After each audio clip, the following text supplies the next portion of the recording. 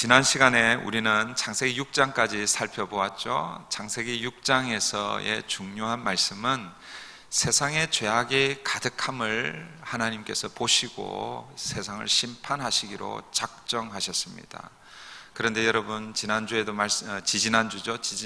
말씀하셨지만 하나님의 심판에는 하나님의 심판만 있는 것이 아니라 언제나 함께 뭐가 따라온다고 말씀을 드렸습니까? 구원, 하나님의 은혜가 함께 따라온다고 말씀드렸습니다.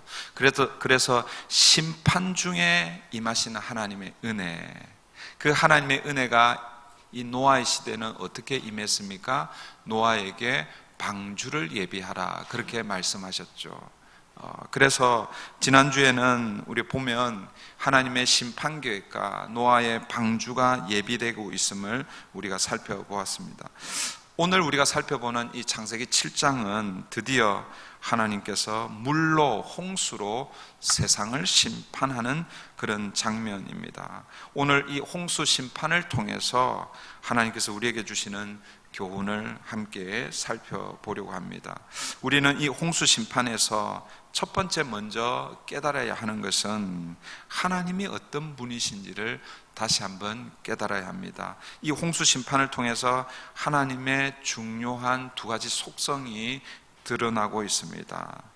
첫 번째는 이 하나님의 이 홍수 심판을 통해서 하나님의 속성을 발견할 수 있는 첫 번째 하나님의 속성은, 하나님은 오래 참으시는 사랑의 하나님이라는 사실입니다. 하나님은 우리 인간이 죄를 지으면 반드시 그 죄를 심판하십니다. 그러나 여러분, 죄를 지으면 즉각적으로 그 죄를 심판하시지 않습니다. 만약 여러분, 하나님이 우리에게 우리의 죄가 발견될 때에 그 죄를 즉각적으로 심판한다라고 그렇게 생각하면 오늘 여기에 우리 중에 남아 있을 사람이 누가 있겠습니까? 하나님께서 죄를 심판하시되 즉각적으로 바로 즉시에 그렇게 그 죄를 심판하신다면 어쩌면 이 자리에 아무도 남아 있을 수 없을 것입니다. 그 말은 무슨 의미입니까? 하나님은 죄를 심판하시지만 그러나 기다리십니다. 참으십니다. 기회를 주신다라는 그런 의미죠. 그것이 바로 하나님이 사랑이시다라는 그런 의미입니다. 아담과 하와가 범죄했을 때에도 동일합니다. 여러분, 아담과 하와가 범죄했을 때 하나님이 아담과 하와를 심판하셨습니다. 그러나 심판하시기 전에 하나님이 먼저 아담에게 찾아오셨습니다. 아담아, 내가 어디 있느냐? 아담아, 내가 어디 있느냐? 이렇게 하나님이 아담을 찾으시고 부르시는 이유는 무엇이겠습니까? 아담에게 다시 한번 기회를 주시기 위함이죠. 회개의 기회를 주시기 위함입니다. 회복의 기회를 주시기 위함입니다. 여러분, 가인도 마찬가지죠. 가인이 동생 아벨을 죽였습니다. 하나님께서 아벨을 죽인 그 가인에게 즉각적으로 심판하시지 않으셨습니다. 동일하게 가인에게 찾아오셔서 내 동생 아벨이 어디 있느냐? 하나님은 가인에게 먼저 찾아오셨습니다. 기회를 주고 있는 것이지요. 노아의 시대에도 마찬가지입니다. 죄가 이미 세상에 관영했다, 가득 찼다. 그래서 하나님이 심판하시기에 충분했다, 그렇게 말씀을 드렸는데, 그런데 하나님은 노아에게 방주를 지으라고 말씀하셨습니다. 그런데 이 방주를 짓는 기간이 어느 정도인가? 학자들에 따라서 조금씩 틀리지만 그러나 거의 대부분의 학자들은 노아가 이 방주를 120년 동안 지었다라고 그렇게 이야기합니다. 여러분, 이 120년이라는 이 시간은 노아에게 방주를 지을 시간이지만 그러나 또 다른 한편으로는 세상에 기회를 주는 시간인 것이죠. 노아가 방주를 짓는 그 시간에 하나님은 기다리시는 것입니다. 노아가 짓는 그 방주 안으로 돌아오기를 기다리시는 것이죠. 죄악된 인간들이 돌이켜 하나님께로 돌아오도록 기회를 주시는 것이 바로 하나님이라는 것입니다. 오늘 본문 4절에 봐도 이제 모든 것이 다 준비가 되었습니다. 준비가 다 되었는데 하나님은 다시 7일간의 시간을 더 주고 계십니다. 4절을 우리 한번 볼까요? 4절입니다. 다 같이 읽습니다. 시작. 지금부터 7일이면 내가 40주야를 땅에 비를 내려 내가 지은 모든 생물을 지면에서 쓸어버리리라. 여러분, 7일이라는 기간은 120년에 비하면 아주 짧은 시간이죠. 긴 시간이 아닙니다. 그러나 여러분, 120년을 기다리신 하나님께서 마지막으로 한 번 더 기회를 주고 계신 것입니다. 7일, 그 기간 동안, 이 7일 안에 만약에 여러분 그 당시의 사람들 중에 돌이켜서 하나님께로 나왔다면, 방주로 나왔다면 하나님께서는 그 인생을 구원했을 것입니다. 사랑하는 성도 여러분, 우리 하나님은 끝까지 참으시고 기다리시는 사랑의 하나님이십니다. 그런데 여러분, 우리가 꼭 기억해야 할 사실은 우리가 생각하는 그 이상으로 하나님께서 참으시고 기다리시지만, 그러나 그 인내의 기다림의 마지막이 있다라는 사실을 여러분 잊어서는 안 되는 것입니다. 여러분, 그 기다림은 기회입니다. 그러나 기회는 분명히 있지만 그 기회가 영원하지 않다라는 것입니다. 16절을 우리 함께 읽겠습니다. 16절입니다. 시작.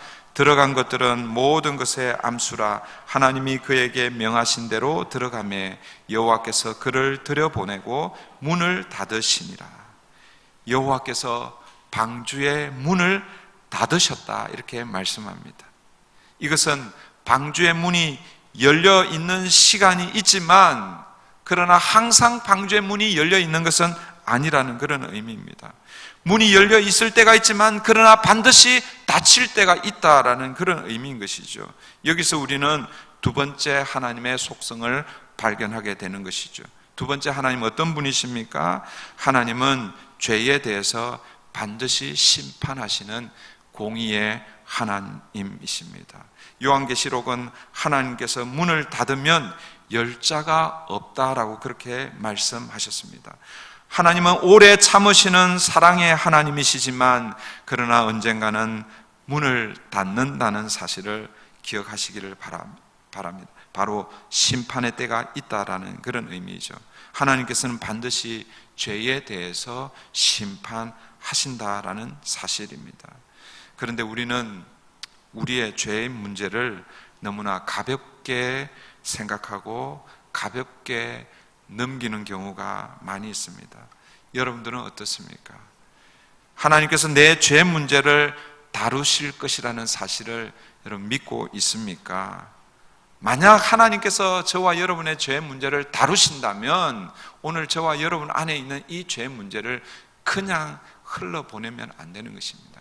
그냥 넘겨버리면 안 된다라는 것입니다. 왜요? 하나님 반드시 그 죄의 문제를 다루시기 때문에 그렇습니다. 오늘 본문에서는 하나님께서 세상의 죄를 어떻게 다루고 계십니까? 21절, 22절인데요. 다 함께 읽겠습니다. 시작. 땅 위에 움직이는 생물이 다 죽었으니 곧 새와 가축과 들짐승과 땅에 기는 모든 것과 모든 사람이라. 육지에 있어 그 코에 생명의 기운이 숨이 있는 것은 다 죽었더라.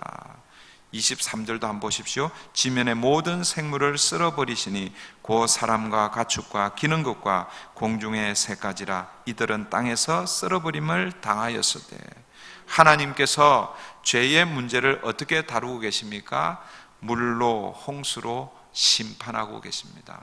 다 쓸어버리시겠다 말씀합니다. 아니, 다 죽었다라고 그렇게 말씀합니다. 이 물, 홍수 심판의 결과는 땅 위에 움직이는 생물은 다 죽었더라. 땅 위에 있는 움직이는 생물은 다 죽었더라. 여러분, 이것은 너무나 무서운 이야기입니다. 저와 여러분이 믿는 우리 하나님은 오래 참으시는 사랑의 하나님이시지만, 그러나 죄의 문제를 반드시 짚고 넘어가시는 심판의 공의의 하나님이라는 사실을 여러분 잊어버리면 안 된다라는 것입니다. 그런데 요즘 시대에는 이 공의의 하나님에 대해서 우리가 잊어버리는 경우가 많죠. 사랑의 하나님이 너무 강조되어서 공의의 하나님이 잘 드러나지 않습니다. 죄에 대해서, 심판에 대해서 목사들이 잘 설교를 하지 않습니다. 여러분, 왜 그럴까요? 사람들이 죄에 대해서, 심판에 대해서 별로 좋아하지 않기 때문에 그렇습니다. 여러분들은 어떻습니까? 여러분들의 죄의 문제를 덜 추어내면 여러분들은 어떤 마음이 듭니까? 오늘 예배 끝나고 나서 우리의 목장 모임을, 방학이지만 만약 목장 모임을 한다고 했을 때 그 목장 모임 안에서 여러분의 지난 한 주간 혹은 그동안 밝히지 못했던 그 죄의 문제를 한번 다룬다고 생각해 보십시오. 누가 여러분 가운데 있는 그 죄를 함께 나누고 그렇게 사람들과 함께 나누겠습니까? 여러분, 사람들은 죄에 대해서, 심판에 대해서 별로 좋아하지 않습니다. 사람들이 무엇을 좋아할까요? 사람들은 복을 좋아하죠. 축복받는 것을 좋아합니다. 위로와 사랑을 좋아합니다. 그래서 여러분, 사람들이 좋아하는 노래들이 다 그런 위로와 사랑, 축복, 이런 것들을 우리가 노래하는 것이죠. 당신은 사랑받기 위해 태어난 사람. 그렇습니다. 우리는 사랑받기 위해 태어난 사람입니다. 여러분, 하나님의 사랑을 받아야 합니다. 그러나 하나님께서 우리를 사랑하시지만 우리의 죄까지 사랑하시지는 않습니다. 오히려 하나님은 우리를 사랑하시되 먼저 우리의 죄 문제를 다루시고 우리를 사랑하신다는 사실을 잊어버리면 안 되는 것입니다. 그러므로 오늘 홍수 사건을 통해서 우리가 배워야 할 또 하나 중요한 것은 죄에 대한 우리의 자세입니다. 오늘 우리는 은혜의 시대를 살아가는 은혜의 시대를 갑니다. 그러나 은혜의 시대를 산다고 해서 하나님께서 죄의 문제를 그냥 넘기신다, 그렇게 생각하면 안 되는 것입니다. 은혜의 시대를 살지만 죄의 문제는 반드시 다루실 것입니다. 그러면 우리는 어떻게 그 죄를 다루어야 합니까? 어떻게 그 죄를 해결할 수 있습니까? 노아의 시대에는요, 이 노아는 이 죄의 문제를 어떻게 해결했습니까? 다르게 표현하면 죄의 결과로 홍수 심판에서 노아는 어떻게 건짐을 받았습니까? 어떻게 구원을 받았습니까? 어떻게 받았어요? 방주로 들어갔습니다. 방주로 들어갈 때에 죄의 문제가 해결된다라는 것입니다. 여러분 1절을 한번 보십시오. 1절, 여호와께서 노아에게 이르시되 너와 내 온 집은 방주로 들어가라. 여러분, 방주로 들어가야 죄의 문제, 죄의 결과로 일어나는 이 홍수의 심판에서 여러분 구원을 받을 수 있는 것입니다. 여러분, 방주를 누가 만들었습니까? 노아가 만들었잖아요.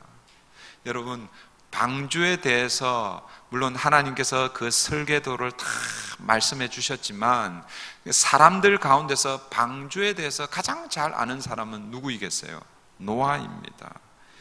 그런데 여러분, 노아가 아무리 방주에 대해서 잘 알고 있다 해도 방주에 들어가지 않으면 죄의 결과로 일어나는 이 홍수 심판에서 구원받지는 못할 것입니다.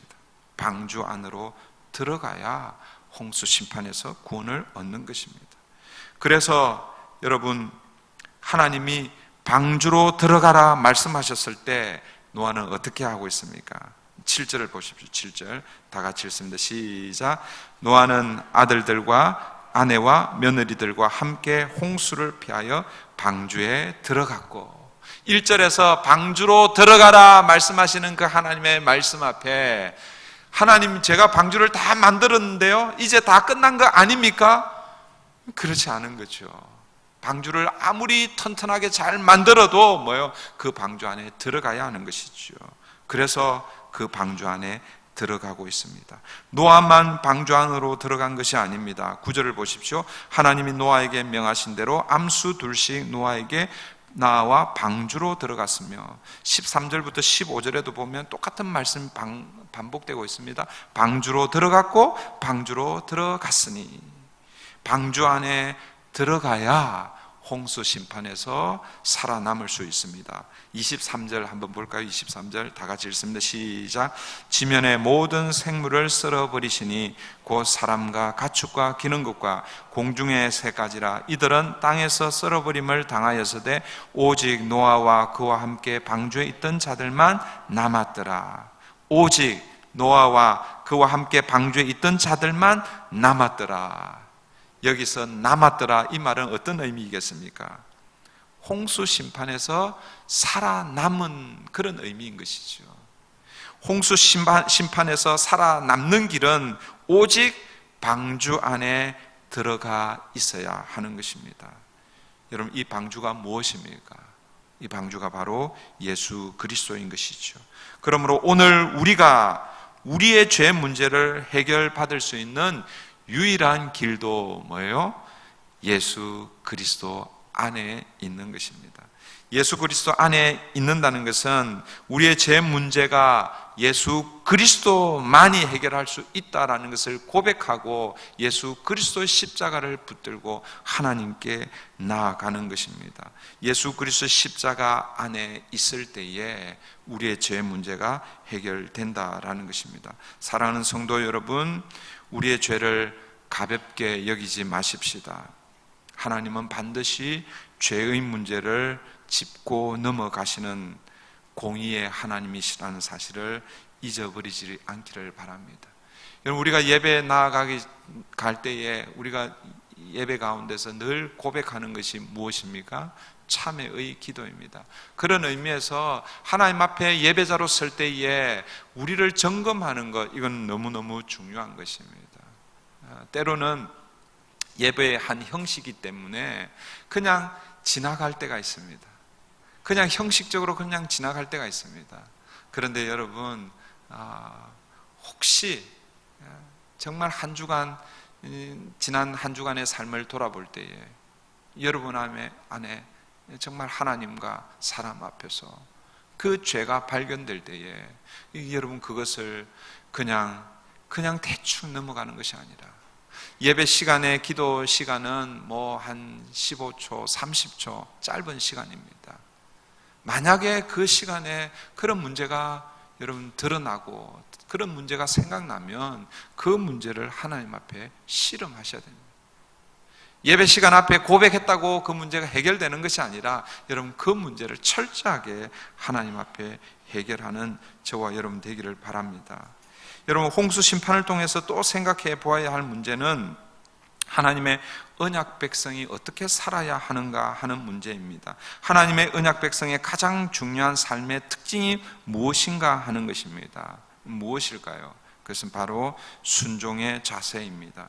창세기 6장 18절에 하나님께서 노아와 언약을 맺고 있습니다. 6장 18절, 우리 2주 전에 살펴본 문제인데 한번 볼게요. 6장 18절입니다. 다 같이 한번 읽어보겠습니다. 시작. 그러나 너와는 내가 내 언약을 세우리니 너는 내 아들들과 내 아내와 며느리들과 함께 그 방주로 들어가고. 하나님이 노아와 언약을 세우고 있는데 그 말은 뭐냐면 이제는 노아는 언약 백성이라는 것이죠. 언약 백성으로서 어떤 삶의 자세가 필요한 것입니까? 언약 백성은 뭐요? 언약을 지켜야 하는 것이죠.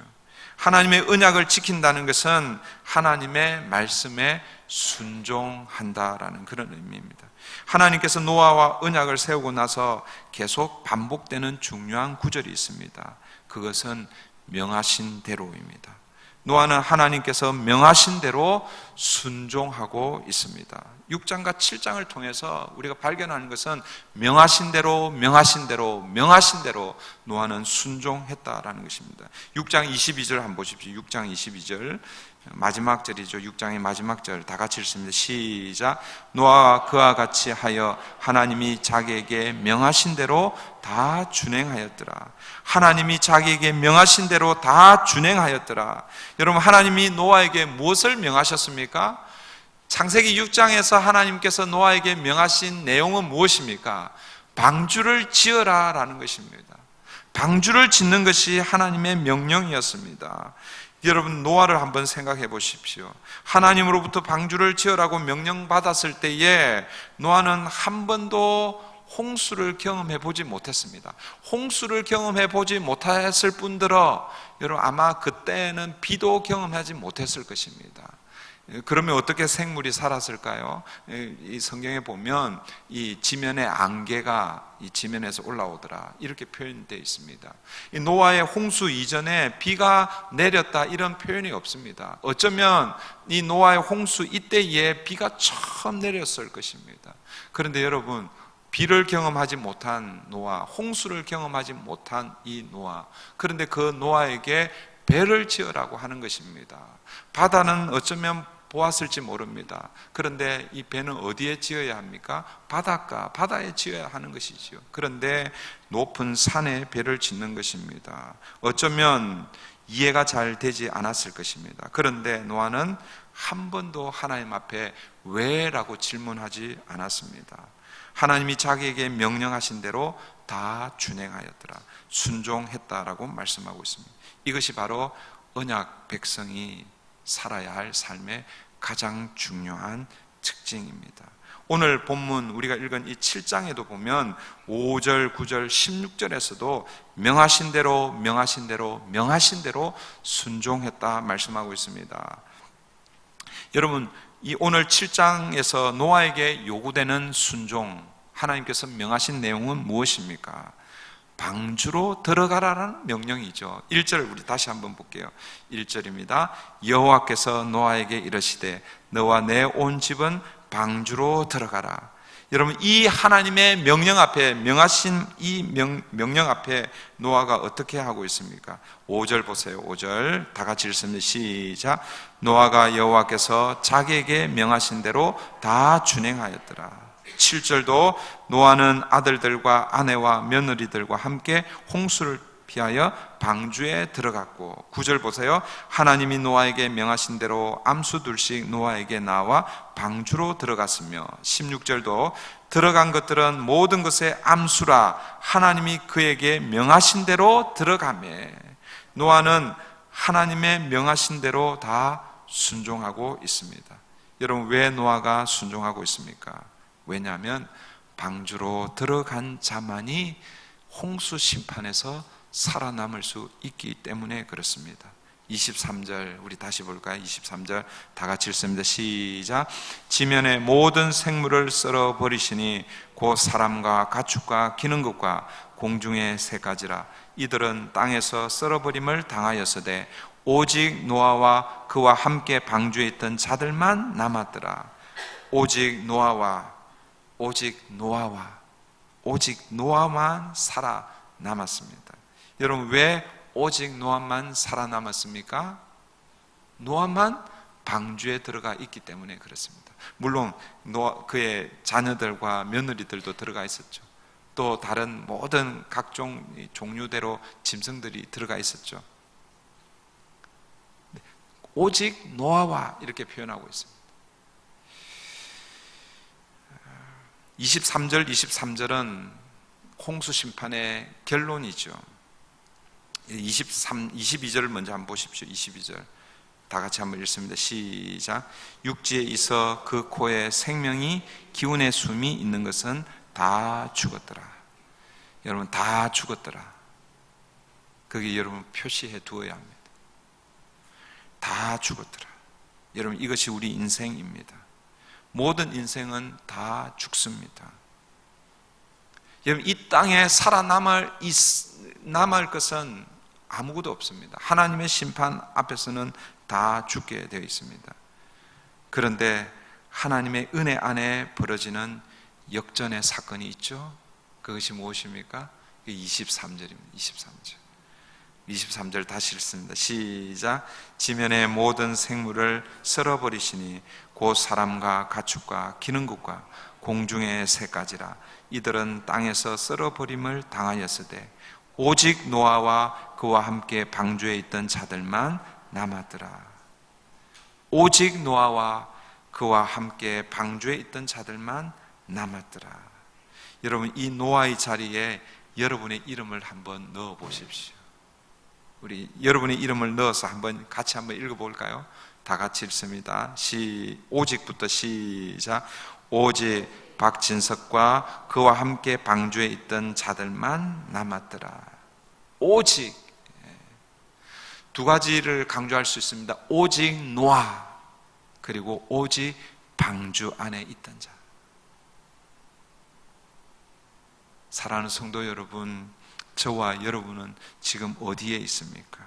방주 안에 있습니까? 아니면 방주 밖에 있습니까? 방주 안에 있던 자들을 신약의 언어로 바꾸면 무엇으로 바꿀 수 있겠습니까? 방주 안에 있던 자, 그것은 뭐예요? 예수님을 믿은 자들인 것이죠. 예수 안에 거한 자들입니다.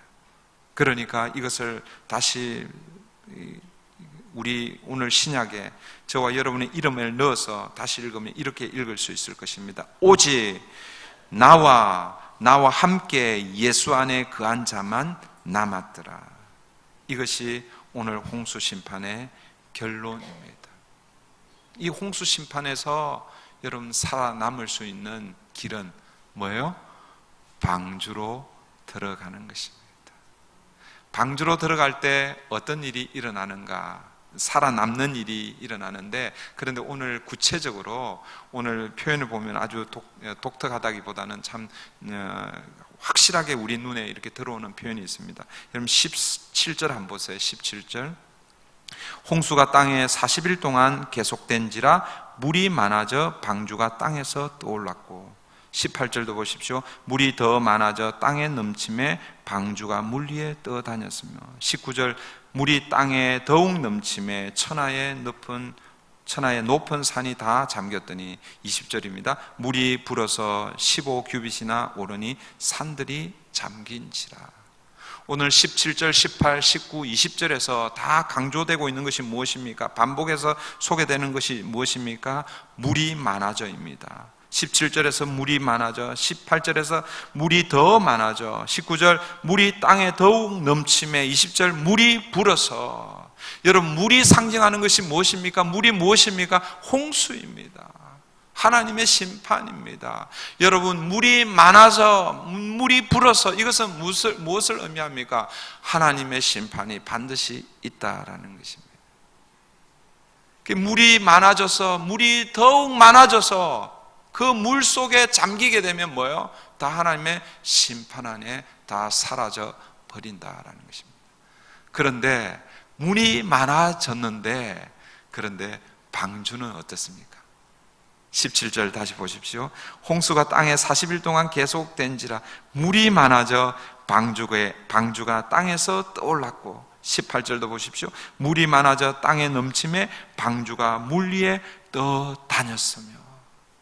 물이 많아졌습니다. 그래서 모든 생물들이 다 그 물 속에 다 심판으로 사라져 버립니다. 그런데 방주는 어떻게 되고 있습니까? 방주는 물 위에 떠오르고 있습니다.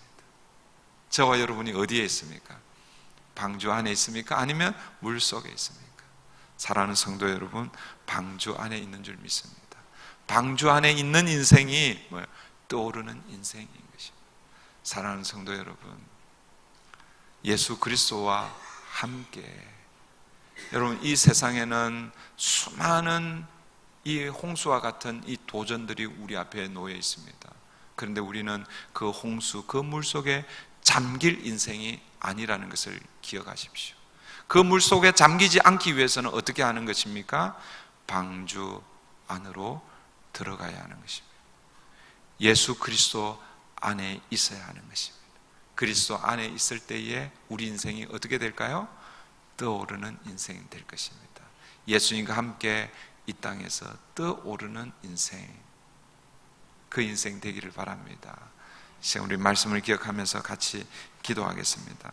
여러분, 홍수 심판은 몇천 년 전 노아의 시대 때만 있었던 심판이 아닙니다. 이 홍수 심판은 앞으로 있을 심판을 우리에게 보여주는 것입니다. 이 홍수 심판을 통해서 하나님이 어떤 분이신지 우리는 다시 한번 확인해야 합니다. 하나님은 오래 참으시는 하나님이십니다. 기다리시는 하나님입니다. 사랑의 하나님이십니다. 그러나 여러분, 하나님이 오래 참으시고 기다리시고 사랑의 하나님이시지만, 그러나 방주의 문을 닫을 때가 있다라는 것입니다. 심판의 때가 있다라는 것입니다. 하나님은 반드시 심판하십니다. 이 심판 앞에서 우리가 해야 할 일이 무엇입니까? 방주로 들어가는 것입니다. 오늘 우리에게 주어져 있는 방주는 바로 예수 그리스도입니다. 방주 안에 들어간 인생만이 아무리 많은 물이 불어나도 그 물 속에 잠기는 것이 아니라 물 위에 떠 있는 인생 될 줄 믿습니다. 하나님, 오늘 우리의 인생 가운데 구원의 방주로 찾아오신 그 주님 안에 거하겠습니다. 그 주님 안에 거해서 오늘도 이 땅을 살아가겠습니다. 이 시간 우리 함께 말씀을 기억하면서 함께 기도하십시다.